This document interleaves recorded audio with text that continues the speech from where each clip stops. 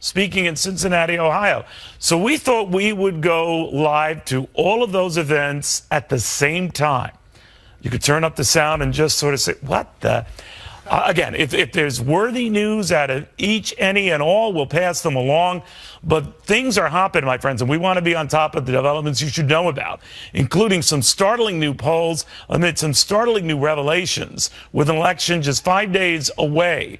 And when it comes to the so-called Clinton emails, WikiLeaks et al., and new, at least, revelations, well, let's just say it's hard to keep up. But our Catherine Herridge is, and has the very latest. Catherine. Well, thank you, Neil. There is new evidence that the FBI's investigation of the Clinton Foundation is not dead. FBI agents are quietly working the foundation case out of 4 offices, including Southern California, Arkansas, Washington, D.C., and New York City. And multiple sources tell Fox News that the Justice Department has been tapping the brakes on these investigations by blocking access to investigative tools such as a grand jury. As part of its ongoing investigation, Fox News was first to report in January that the email case had expanded to look at whether the intersection of Clinton Foundation work and State Department business under Secretary of State Hillary Clinton may have violated public corruption laws. While State Department emails and WikiLeaks now show evidence of coordination, Clinton has always maintained that there was no wrongdoing. But some congressional leaders suggest the continuing stream of revelations go to the heart of her fitness and her character to serve as commander-in-chief. She exposed it to our enemies, and now, Steve, our adversaries have this very sensitive information that not only jeopardizes her and national security at home, but the men and women serving overseas. This is, in my opinion, quite frankly, it's treason. Meantime, Fox News has confirmed computers belonging to Clinton's personal attorney, Cheryl Mills, and her aide, Heather Samuelson, were not destroyed as part of some immunity agreement with the Justice Department into the email case. Both lawyers are central to that investigation because they decided which Clinton emails were government work, deleting the rest. Those computers are now in evidence, and they are still available to investigators in the Clinton Foundation case, Neil. But no chance any of this gets even so much as a progress report before Election Day, right? It looks entirely unlikely, and that, frankly, has always been the expectation of the FBI, that given the volume of new emails that were found on Anthony Weiner's computer in that separate sexting investigation, that they would be able to do kind of what they call deduping, figure out whether they're new records. But if there are new records, trying to determine classification and other relevance is not something that you can do with any finality in days. It typically takes weeks, sometimes months, because there are arguments over the classification.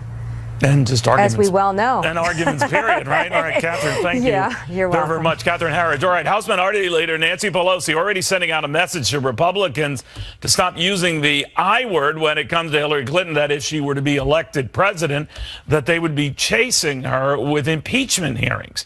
The American people want Republicans to accept the will of the people and take impeachment off the table. Responsible Republicans must do so immediately. Of course, she's making the assumption that Hillary Clinton wins right there. Anyway, Georgia Republican Senator David Perdue is a member of the Judiciary Committee. Sir, what did you think of what Nancy Pelosi was saying there? Don't even think about it.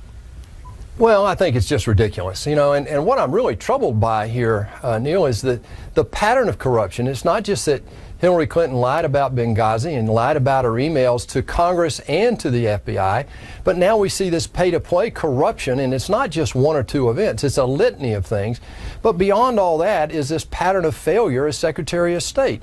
You know, from the Russia reset to the premature removal of troops in Iraq, to the red line in Syria. I mean, this is a pattern of failure with this person. It's a stark contrast we have coming Tuesday. What do you see happening now? Of course, the former speaker, the minority leaders, is hinting that this is what Republicans are going to do if Hillary Clinton is elected, that you will just be chasing her with investigations and hearings all the way up to impeachment, and that will bedevil her presidency, I guess. What do you say? Well, I think that's a distraction. You know, let's first get this election done. And right now, we have a stark contrast to change the direction of our country. We can choose a third term of Barack Obama, or we can choose a new direction with Donald Trump. And what I see happening right now is Trump is actually surging In the states where I've been the last 2 or 3 weeks, there's a movement out there. It's bigger than Donald Trump. I saw it in my race here in Georgia in 2014, and it's not going to go away. I believe that we're going to see surprising results come Tuesday because of this growing movement in America today about having real change affected amongst the gridlock in Washington, Neil. All right. By the way, would you, let's say Hillary Clinton loses, Congressman, would you be among those saying, well, she should still be investigated? Oh, absolutely. I mean, if it happened to me or you would be investigated, of course. This was a clear abuse of power as Secretary of State, and this needs to be totally aired out. Look, our democracy depends on total transparency among government leaders, and so that's what's called for. This is not a vendetta. This is just new revelations of an ongoing investigation by the FBI. So I don't see anything untoward about the timing of this or anything else, but I do think it should be pursued to its fullest extent. We'll watch closely, sir. Thank you. David Perdue, Georgia Senator. He's the Senate Judiciary Committee key player in all of this. All right, in the meantime, Ted Cruz was busy campaigning with Mike Pence today, but with a certain name going unmentioned. Take a look. I'm here campaigning for Donald Trump for Mike Pence. I recognize some of you guys are wanting to write stories suggesting divisions among Republicans. Make a point, I'm getting ready to get on a gigantic airplane that has Donald Trump's name painted on the side of it. And he proved me wrong. All right. Former Reagan campaign advisor Ed Rollins. There was a good deal of fuss about that to a little heaving and hoeing to get to that point. And there are a lot of Republicans, maybe in the establishment, for lack of a better term, who have that kind of mixed feeling about this. But they seem, a good many of them, Ted Cruz included, to be coming back to the nominee. What do you make of that? I think it's very important that the Republicans come together, and they are. I think the bottom line is the choice, as Senator Perdue and others have laid out, is an administration that obviously can be viewed as corrupt, or at least perceived as corrupt. I think anytime you have the FBI all over a number of investigations, all of which come back to her in some way, shape, or form, to the American public who believe that she's dishonest by a 70% margin, it's not a very good sign. So I think the momentum that Trump has gained the last week, 10 days, is basically the place you want to be going into the closing days of a campaign. You know, we touched on it before, Ed, but I'd like to follow up if I can, because I've been reading a little bit of the press back around late October, early November. I think it was November 4th that year, that in 1980, that we had the Reagan-Carter election, and polls were tight ahead of that, and then a blowout just days later.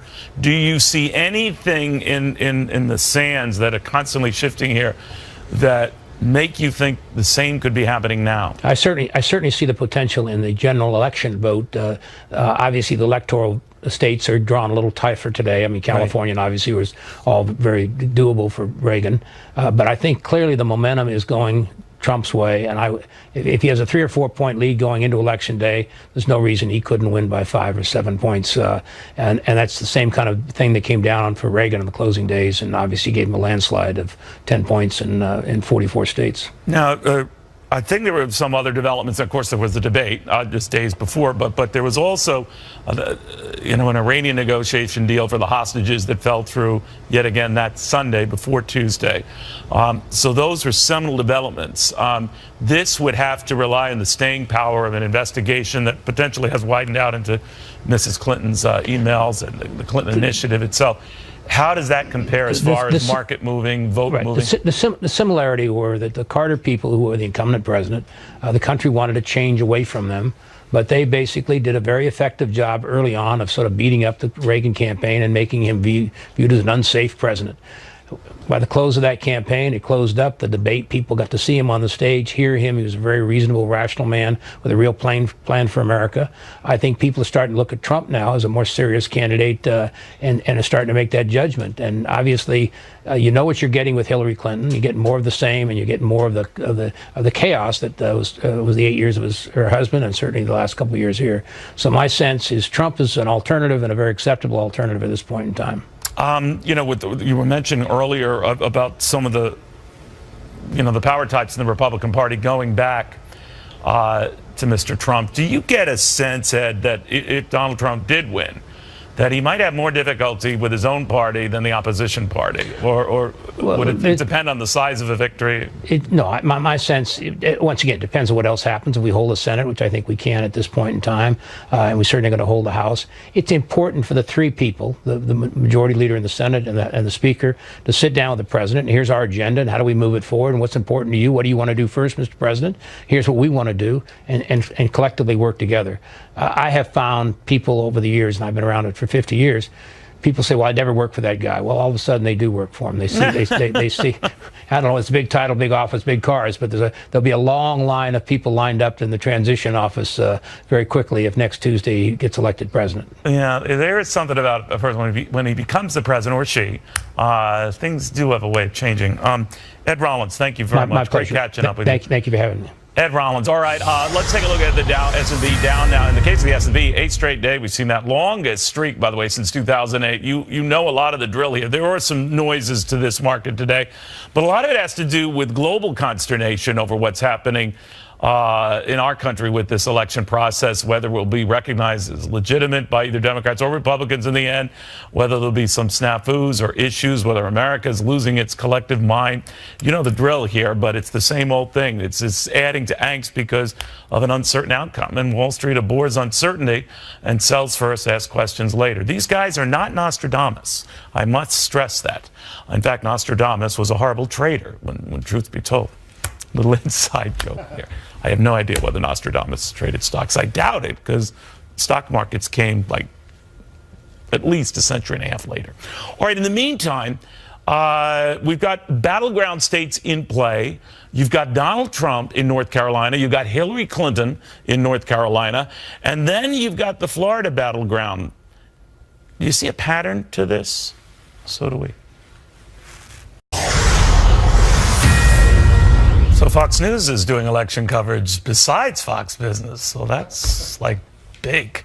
All right, welcome back, everybody. We got tight races going on. A lot of these so-called battleground states. Florida is among them. That's where you'll find our Steve Harrigan, where the polls are tight. And I don't think they could get tighter, but man, oh man, they're doing their best. Also, Jeff Flake is in Arizona, where what was once considered a Republican gimme now might be returning to just that. A lot more with him in just a second. First to Steve in Florida. What do you see out there, Steve? Neil, razor-thin margins here in this battleground state, and really an intensifying struggle with President Obama here today at Florida International University. He was here 2 weeks ago, he was here last week, and he'll be back again this weekend. The reason he keeps coming back is because the margins are so tight between the two sides. And also, the very groups that helped put President Obama over the top just 4 years ago were African Americans and young voters, age 35 and under. It's those two groups so far in the early voting that have been underperforming what they did 4 years ago. And today, President Obama clearly targeted the students here with a thinly veiled attack on Donald Trump. This isn't a joke. This isn't Survivor. This isn't The Bachelorette. This counts. This has to do with what's going to happen in your family, in your community, the soldiers and veterans, safety of our kids. Now, one group here in Florida that so far has been overperforming in early voting is Hispanics. 137% up than what they were 4 years ago. When it comes to newly registered Hispanic voters, it's good news for the Democrats. 42% of them registering as Democrats, just 11% as Republicans. Neil, back to you. Thank you, Steve, very, very much. Here's one thing that Florida and Arizona have in common: skyrocketing premiums pegged to Obamacare, the Affordable Care Act, that suddenly, I guess, Jeff Flake, who joins us out of Scottsdale, doesn't look so affordable anymore, huh? Yeah, far be it from me, Neil, to talk about an actual item of policy in this election, but yes, Obamacare is a huge issue, and particularly in this state because it's the one that resonates most among Trump voters. Take a look at what Arizona voters think about Obamacare. It's 53-40. They don't like it. And that's an important issue for him because he doesn't do as well on some of his other signature issues. But first, the fact is most people don't really have a good sense of Obamacare because they're not affected by it. Take a look at a poll of Republican voters specifically. Half of them, a full half of them, say their health care is actually about the same as it used to be. About 10% of them say it's actually better since Obamacare, and about 40% say it's worse. But he's got to do well on this issue in the state, Neil, because on his other big issue, you know, this is a border state. You'd think they'd be all for that wall. But when you look at Arizona voters polled by a fairly significant majority, they say don't build that wall. They also don't want illegal immigrants deported from Arizona or from the U.S. either. So the issue that really resonates here is Obamacare. Hillary Clinton was here yesterday, had a big rally. She thinks she's got a shot in this state. Latest polls have been a little bit better for Donald Trump, up about 4%, but it's still in play, as are a lot of them. Indeed, as are like a good many of them, to put it bluntly, about 9 of the battleground states, separated by about 2 points, 3 points. All right, that's Jeff Locke, of course, in Arizona. While we were speaking there, I want to bring you up. We are in the middle of earnings season right now. We usually pass along those earnings because there are thousands of them that come out this time of year. 4 times a year, we get the company report cards. CBS in the entertainment community up about 2% in after-hours trading. Its earnings and revenues slightly beating expectations. This has been a theme we've gotten out of a lot of the media companies. Fox Entertainment, the parent of this company, among them. Again, showing a willingness on the part of people to buy movie tickets, to go ahead and pay for major events, that sort of thing. But they won't go crazy about it. But it does, if you're buying the economic sort of barometer thing, it does look good. And that's why some interpret that as a sign that the economy is steady as she goes. Again, crazy politics notwithstanding. All right, we are looking at Donald Trump in North Carolina. We are looking at the mad dash for someone to find a way to cobble together 270 electoral votes. The argument is that Mr. Trump has a harder time getting there. I will say this. It was a lot harder for him about 4 days ago.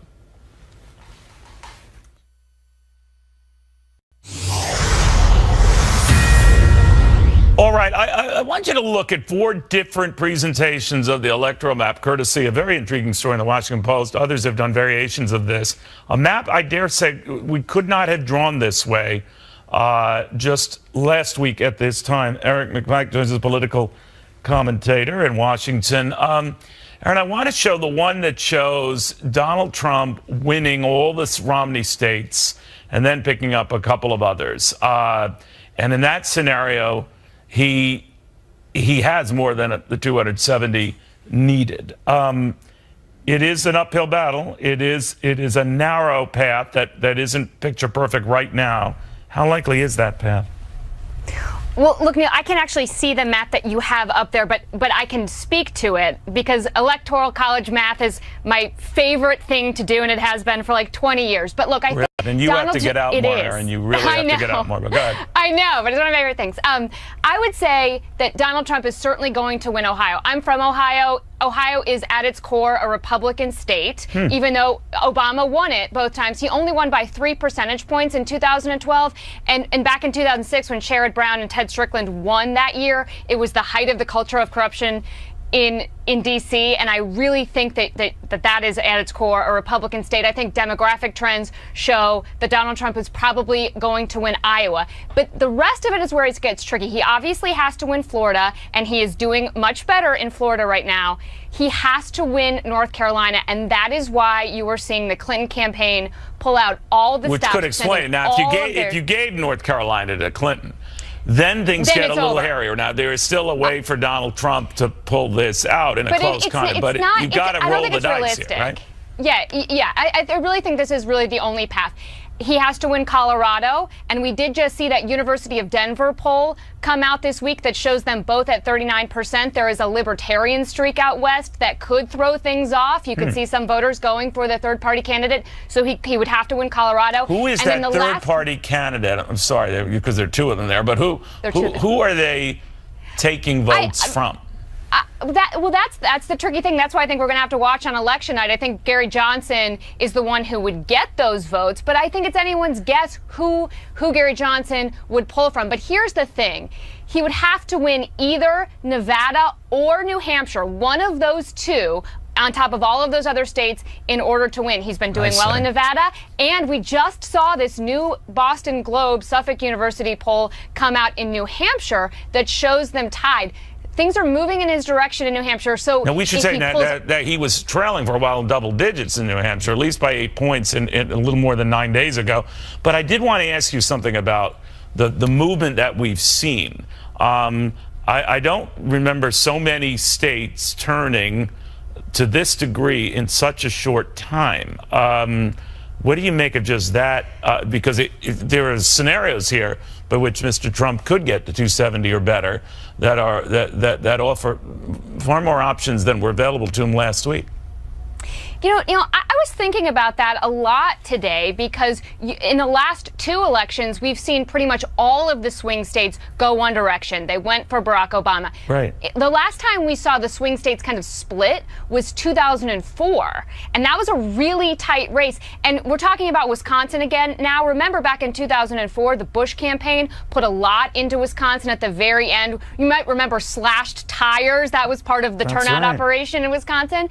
But the Bush campaign didn't get Wisconsin, which is why I don't think that is a realistic state for Donald Trump. That Marquette University poll that came out just yesterday, Republicans were really hoping that that was going to show a tie, and in fact it had Hillary Clinton up 6 points. But to your point, I think we're going to see the swing states kind of split in half this time. So we're going to have to watch closely on election night. It could be that it goes into the next morning. You might remember in 2008, North Carolina was not called until the day after Election Day. So this could be really exciting for like 24 hours. All right, so bring out the Red Bull, I guess. Anything could happen. But I tell you, the scenario and the impossible ways Donald Trump could win has changed mightily in a few days. So we'll watch what happens. Thank you very, very much. Thank you. In the meantime, is it me or getting stories on WikiLeaks or FBI investigations just not out there nearly to the degree of Donald Trump bashing pieces? We break it all down after this.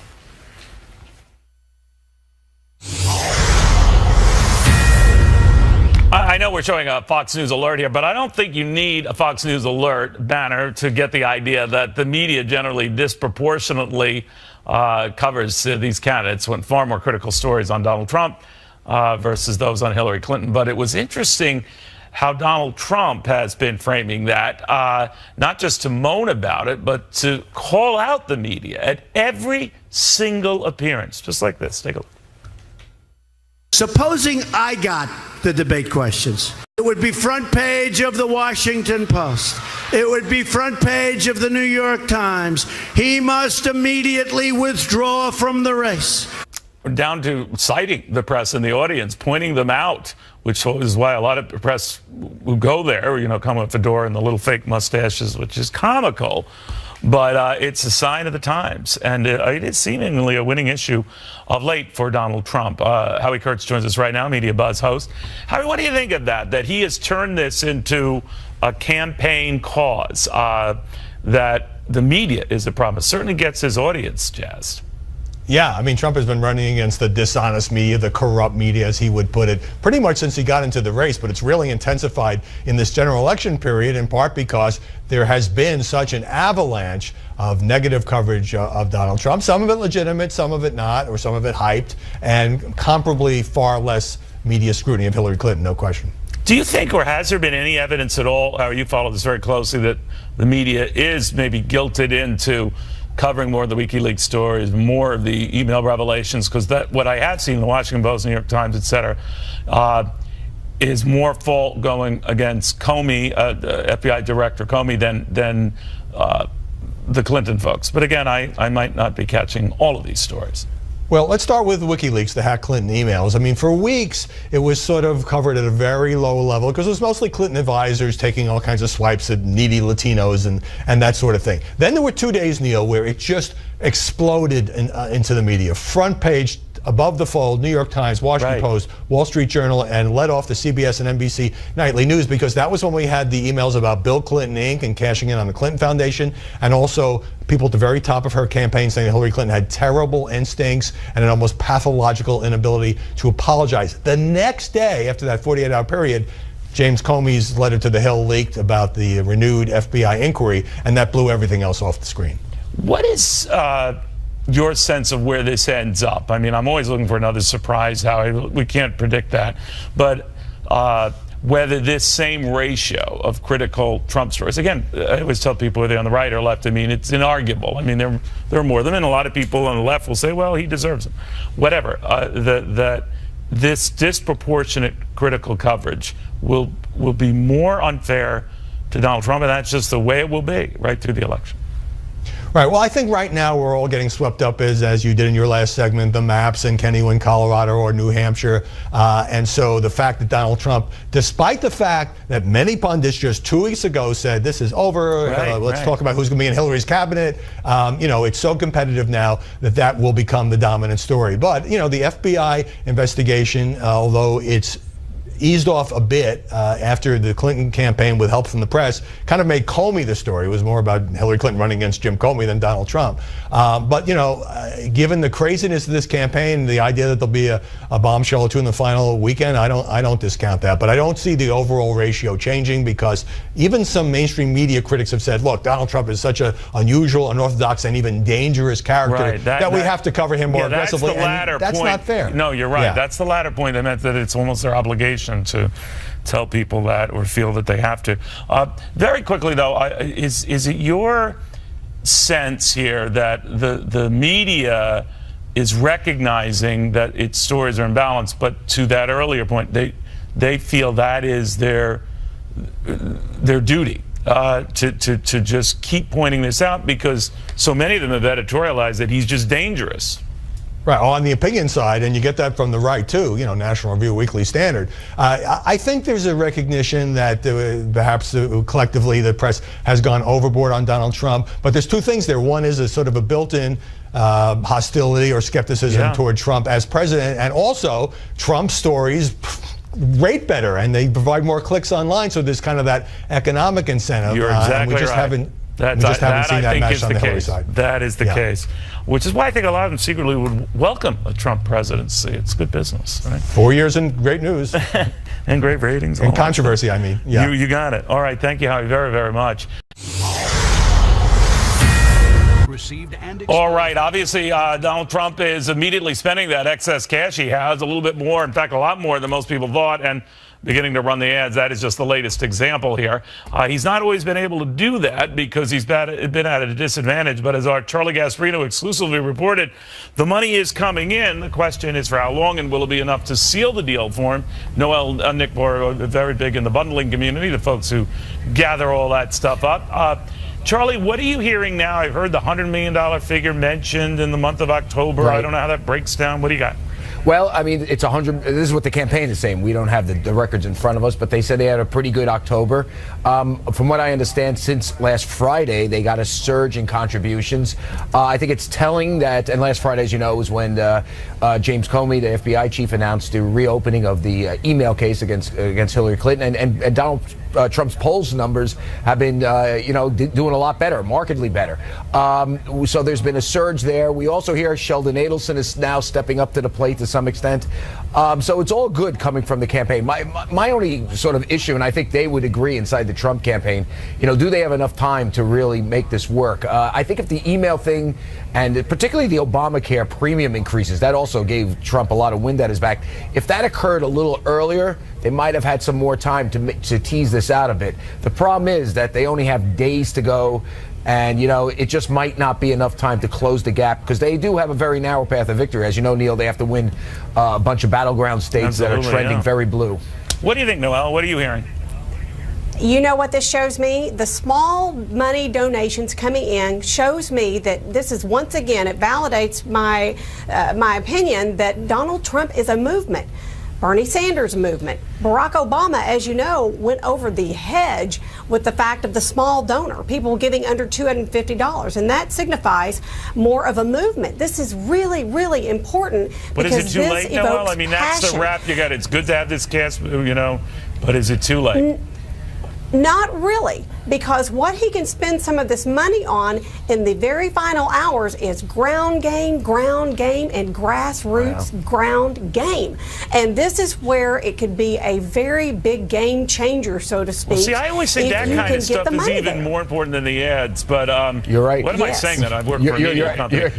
disavow that remark. But Gaspar, what do you think of that you want to get that vote out, and Hillary Clinton's people have almost the buses and vans at the ready and gassed up and running in people's driveways to do that? Let's go back to the master class in this, and it was Barack Obama in 2008 and 2012, but particularly 2008, where he kind of surprised everybody and beat Hillary Clinton for the Democratic nomination, became the president. He first got big donors. He got a bunch of Wall Street guys to essentially seed his campaign with a lot of money. He used that as the sort of to create the foundation of the campaign, and then stepped it up with the small donations, and that created a tremendous ground game. He used that formula, less so for Wall Street, because they went for Romney last time in 2012, but still used that formula with big donations to create the same sort of infrastructure in 2012. Donald Trump's infrastructure is almost non-existent until very recently. Yeah. And I'll tell you, that is going to be a huge problem, I believe, on Tuesday. You know, we'll see about that. And one thing that is amazing to me is how much Donald Trump has done without any of this stuff. True. And he's been blessed by the fact that Hillary Clinton and her people can't get out of their own way. Yeah. Scandals keep coming up. But is it your sense, Noel, that he's got to close the deal by getting those voters to the polls? He's got to get that ground game going. Can he do that in a few days? He knows he's got to do this, and everybody around him, and now finally including him, he knows he has got to close the deal. And this is the biggest thing that he has ever done. And I think that is why at these rallies you're seeing a more presidential and a more serious Trump. And one of the things that he is stressing is the fact that you have to get out and go vote. Just don't come to my rally and do rah-rah, but get out there, get in your car, and go vote. And I think that is how he's closing the deal, and this is what you're seeing in him now. All right, guys, I want to thank you both. As they're speaking, by the way, I always love getting emails during a segment because people, I guess, will see things through their prism. One viewer just writing now, Neil, your bias is held for Trump. Quit sucking up to him. What has he promised you? A job in his administration? Robert writes, Cavuto, you are such a Hillary Clinton toady. You're disgusting. I regret that you survived your operation. Now, that is just wrong. But man, oh man, it must be the heat of politics. The latest on Melania Trump and how she did after this.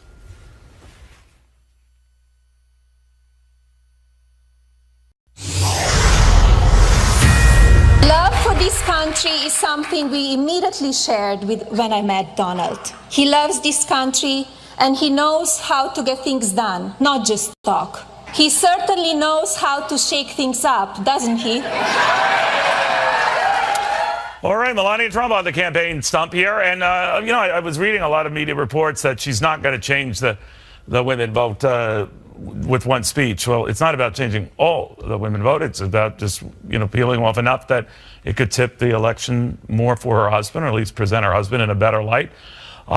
With women, and maybe more than that. Democratic strategist Jessica Tarloff is here, the Federalist Bree Payton, and GOP strategist Kathy Lynn Taylor. Kathy Lynn, did she do that?